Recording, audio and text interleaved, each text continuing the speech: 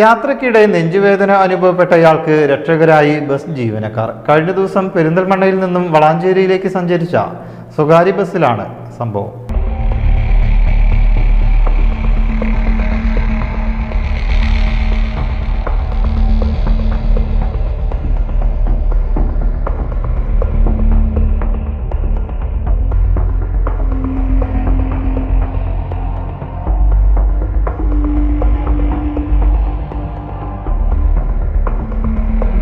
പെരിന്തൽമണ്ണ വളാഞ്ചേരി റൂട്ടിലോടുന്ന MPK bus ജീവനക്കാരാണ് യാത്രക്കാരന് രക്ഷകരായത്.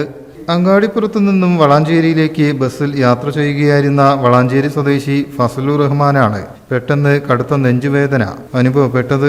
യാത്രക്കാർ വിവരമറിയിച്ചതോടെ ബസ് ജീവനക്കാർ ഫസലുവിനെ MES മെഡിക്കൽ കോളേജ് ആശുപത്രിയിലേക്ക് എത്തിക്കുകയായിരുന്നു.